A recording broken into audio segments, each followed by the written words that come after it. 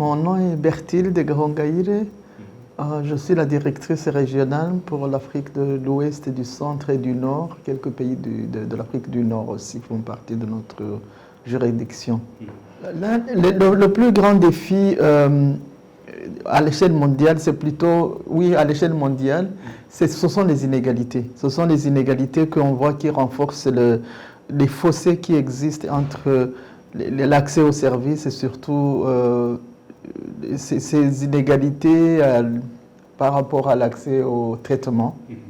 Notamment le traitement des enfants. Nous voyons qu'il y a une très grande inégalité en termes d'accès au traitement pour les adultes et par rapport aux enfants, au moment où, au niveau, disons, de notre région d'Afrique de l'Ouest, du Centre et du Nord,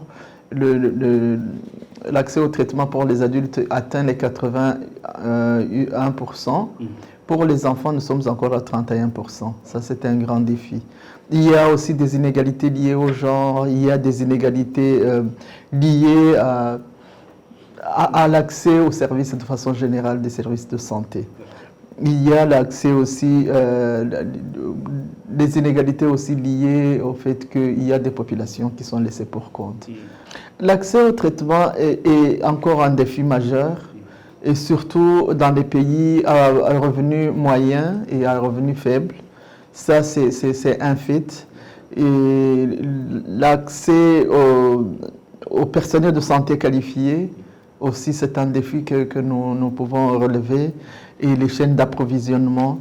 Et puis, le coût des ARV, bien qu'il se soit amélioré ces dernières années, il est quand même assez élevé pour certains pays ou certaines communautés, notamment vraiment des communautés qui sont dans des régions reculées ou qui sont vraiment dans des situations économiques pas enviables.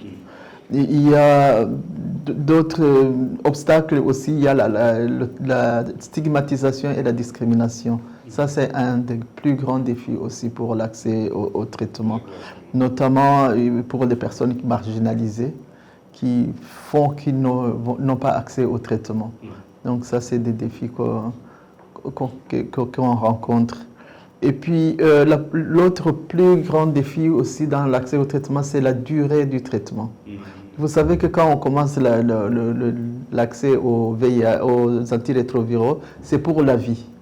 Donc, ça cause un problème d'adhérence. Il y a des gens qui abandonnent en cours de route, mais il y a d'autres aussi qui tout simplement n'ont pas accès parce que c'est contraignant.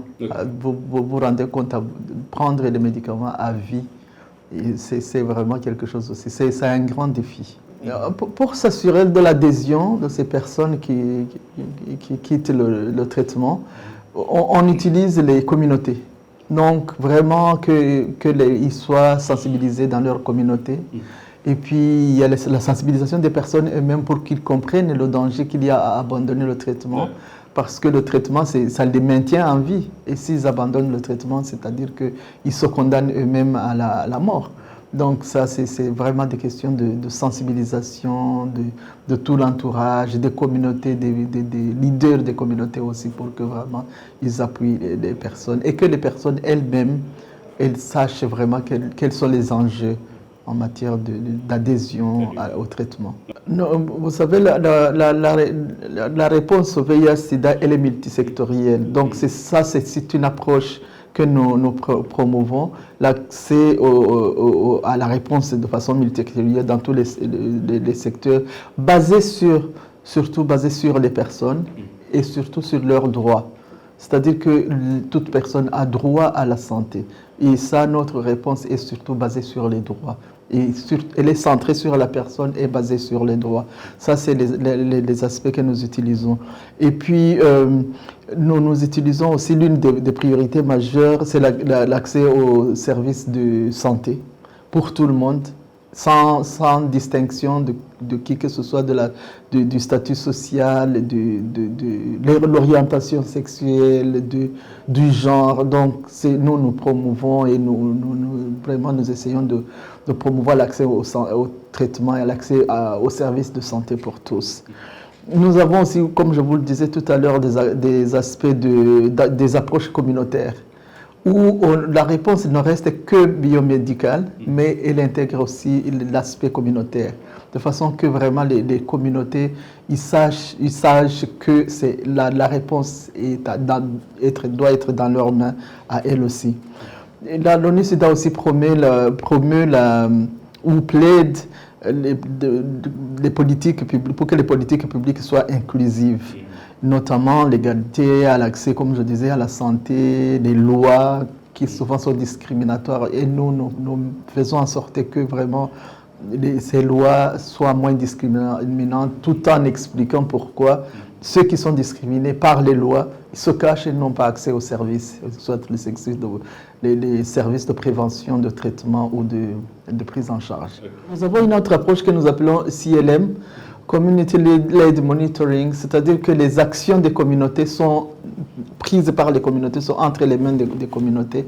Ça aussi, c'est une des approches que nous prenons, que nous plaidons, pour lesquelles nous plaidons. Nous avons aussi l'approche de partenariat. Nous avons des partenaires qui nous appuient, notamment le Luxembourg. C'est un des pays qui nous appuie beaucoup dans le domaine de la lutte contre la stigma et la discrimination. Nous avons récemment commencé un projet avec l'Expertise France dans 6 pays de notre région qui est essentiellement sur la discrimination et la stigmatisation, y compris en milieu hospitalier. Parce que la discrimination en milieu hospitalier est aussi néfaste, elle est aussi néfaste que la discrimination de la population générale. Et puis voilà, l'éducation aussi, c'est l'éducation aussi bien de la population de façon générale que des acteurs de lutte contre le sida, pour vraiment que les gens sachent les méfaits de la discrimination, de la stigmatisation. Notamment, nous avons une initiative que nous avons lancée dernièrement qui s'appelle Éducation Plus, pour inciter les jeunes filles qui sont les plus marginalisées, l'une des populations les plus marginalisées dans la lutte contre le sida, les jeunes filles. Donc l'éducation plus, c'est une initiative qui tient à les maintenir à l'école pour qu'elles soient mieux outillées pour se prémunir de VIH-Sida. Et ça fait aussi que elles connaissent le VIH-Sida et la stigmate de discrimination va plus ou moins diminuer parce qu'elles sauront aussi comment manœuvrer dans la société. Vous savez, l'ONU-SIDA, c'est un secrétariat. Ce que nous appelons l'ONU-SIDA, c'est un secrétariat. Et c'est un programme conjoint qui est composé par ce que nous appelons les coparrainants. Les coparrainants, ce sont les agences des Nations Unies. Nous avons 11 coparrainants. L'OMS, le PNUD dont vous parlez, il y a aussi l'ONIFAM, il y a l'OHCR. Nous avons 11 coparrainants d'agences des Nations Unies. Donc nous avons des programmes conjoints et nous avons une division du travail. C'est-à-dire que, comme j'ai dit tout à l'heure, que le VIH est multisectoriel, je dirais que la réponse au VIH est un peu partout. Et aucune agence seule ne peut réussir. Donc on combine nos efforts et chacun dans son avantage comparé. Par exemple, je vais donner l'exemple de l'OMS. Tout ce qui est santé pure, ça c'est lié au VIH, ça c'est le domaine de l'OMS dans notre division du travail. Nous avons le HCR par exemple, ça c'est pour les réfugiés. Quand on parle du VIH parmi la population des réfugiés, ça c'est le HCR qui s'en occupe. Et quand on parle des jeunes, il y a l'UNFPA qui est là, il y a l'UNICEF pour les étudiants et les jeunes aussi.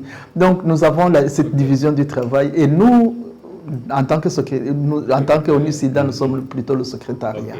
La technologie est très très importante. Si on commence par le téléphone mobile par exemple, déjà on a des applications que l'on peut utiliser pour sensibiliser la population de façon générale. Les personnes vivant avec le VIH-Sida peuvent programmer le rappel des rendez-vous médicaux, les rappels de prise de médicaments. Et donc tout ça c'est la technologie, l'analyse des données. Nous avons l'analyse des données qui utilise des outils comme ce que nous appelons le Spectrum, nous l'utilisons aussi surtout pour analyser les grandes données. Les grandes données, donc nous avons commencé à l'utiliser aussi. Il y a aussi des innovations comme certains médicaments. Vous savez, on a commencé les médicaments, les antirétroviraux avec beaucoup de comprimés, comprenez, jusqu'à 6 même. Et puis ça a réduit, ça est arrivé à un comprimé, mais qu'on prend tous les jours.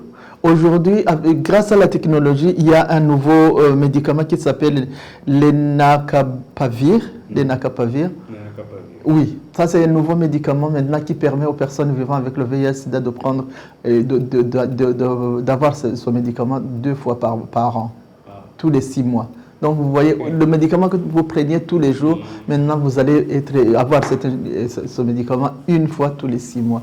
Donc tout ça c'est lié à la technologie. Le VIH est multisectoriel, ça c'est une chose. Et la réponse au VIH est multisectorielle et il est cross-cutting, il est transversal, C'est-à-dire qu'il touche à presque tous les domaines, surtout les domaines du développement. Donc, automatiquement, il touche à plusieurs ODD. On parlait tout à l'heure des jeunes. C'est déjà un des domaines. Nous parlions du genre. Ça, c'est un domaine, un des ODD. Nous parlions du partenariat. Ça, c'est un domaine des ODD où le VIH intervient. Donc, l'intégration des services, de tous ces services, c'est ça qui montre que vraiment le VIH est lié aux ODD et multisectoriel. Et on ne peut pas réussir en prenant seulement un seul secteur. Donc on va dans tous les secteurs et on touche à presque tous les ODD. La réponse au Covid-19 s'est beaucoup inspirée de la réponse au VIH-Sida. Parce que nous avions l'habitude de travailler avec les communautés. Et vraiment, le fait que nous avions cette expérience, ça a aidé la réponse à Covid aussi. Parce que, d'ailleurs, au niveau même de l'Union africaine, l'ONU-SIDA a intervenu pour vraiment que la réponse à Covid intègre l'approche communautaire. Nous avons même mis un staff qui est toujours là pour vraiment s'assurer que les communautés sont au centre de la réponse aux épidémies. Donc, nous avons, évidemment, le début a été un peu difficile et ça a fait un tout petit peu reculer la réponse, mais tout rapidement, on s'est adapté et c'est comme ça qu'on a instauré quelque chose une initiative qu'on appelle les approches différenciées ou multi-mois, je ne sais pas si on peut dire ça en français, multi-mois, mais c'est-à-dire que les gens, ils ont commencé à avoir des provisions de médicaments pour plusieurs mois. Pas tout le temps aller pour éviter l'exposition des personnes vivant avec le HIV et avoir un stock qu'on peut avoir à portée de main plutôt que de s'exposer à aller tout le temps chez le médecin. Ça, c'est l'une des approches que nous avons utilisées. Ce que je dirais, c'est que la réponse, le VIH existe encore. Parce qu'on a parlé des épidémies beaucoup plus virulentes, comme le Covid. C'est comme si le VIH est fini. Il n'est pas fini. Il est toujours là et il fait toujours les mêmes ravages. D'ailleurs, bien que nous avons eu beaucoup d'avancées en termes de nouvelles infections, mais nous avons remarqué que les nouvelles infections se passent surtout dans notre région, parmi les populations de jeunes, surtout les jeunes femmes, les jeunes filles et les jeunes femmes. Donc, moi, ce que je leur dirais à ces jeunes, c'est que la réponse au VIH existe toujours. J'aimerais aussi en profiter pour faire un message pour honorer un de nos jeunes. C'est un jeune Camerounais qui s'appelait Patrick Fouda. Il vient de décéder dernièrement. Il a été un des pionniers de la réponse au VIH pour les jeunes. Il a créé des associations de jeunes vivants qui sont nés la plupart du temps avec le VIH-Sida. Parce que maintenant, c'est de jeunes adultes. et il vient de nous quitter malheureusement. Et j'aimerais encourager les jeunes vivant avec le VIH-Sida à continuer la lutte. Parce que son départ peut désespérer certains, mais je voudrais les encourager, leur dire que levez-vous, allez dans la lutte, et c'est ça qui va assurer votre avenir. Des fois, les gens, ils abandonnent l'accès la prise de médicaments pour diverses raisons. La plupart du temps, surtout quand vous voyez les mères qui, elles, prennent les médicaments, mais dont les enfants vivant avec le VIH n'ont pas accès au traitement. Je vais vous donner les statistiques tout à l'heure. Je vous disais que les enfants, ici, de façon générale, dans notre région, seulement 35% ont accès au traitement, alors que les mamans, ça atteint les 60 combien, les 80%, les adultes du moins. Souvent, c'est la discrimination. Ils ont peur, la maman, elle peut se cacher, elle peut prendre les médicaments, mais elle ne saura jamais cacher l'enfant. Donc cette stigmatisation, elle est terrible, c'est ça, c'est vraiment, elle fait des ravages. Il y a des gens qui ne savent pas comment la stigmatisation et la discrimination est ravageuse. Oui, parce que les mamans, elles ont peur des fois que les enfants commencent le traitement. D'abord à cause de la stigmatisation, mais aussi à cause souvent des médicaments, de la sortie de médicaments. Les médicaments. Il y a des médicaments qui sont adaptés à l'âge, aux enfants, qui ne sont pas souvent disponibles dans tous les pays. Et les mamans qui peut-être n'ont pas les moyens qu'il faut pour vraiment soutenir leurs enfants, ils ont peur que l'enfant soit secoué, tout ça. Donc il y a beaucoup de facteurs. Et ce que je disais, l'importance d'impliquer les communautés, c'est ça. Quand les communautés sont impliquées, ils vont aider à l'adhérence. J'ai vu dans un exemple en RCA, en République centrafricaine, où les jeunes, parce que nous avons des associations, je parlais tout à l'heure de Patrick, il y a des associations des enfants qui sont nés avec le sida ou des jeunes vivant avec le VIH-Sida. Et ils assurent une sorte de surveillance sociale. Eux-mêmes, ils cherchent qui n'a pas accès aux médicaments, qui n'a pas pris ces médicaments. Et eux-mêmes, ils assurent l'adhérence aux médicaments. Oui, nous avons le Maroc, la Tunisie, l'Algérie sont les pays aussi, et la Libye sont les pays de notre région qui font partie de notre région aussi. C'est-à-dire que toutes ces discussions que nous avons dans le pays, nous les avons aussi selon le contexte de chaque pays. Et le Maroc, ces pays-là, ils reçoivent les migrants qui sont en transit vers l'Europe. En général, ils vont dans ces pays. Et la réponse s'adapte, la réponse au VIH s'adapte aux situations actuelles. Donc, d'ailleurs, récemment, on était en train de discuter avec le Maroc, la Tunisie et l'Algérie d'un projet que l'Espagne est prête à financer. Ils n'ont pas encore financé, mais nous espérons qu'ils vont financer, où on cible cette population des migrants.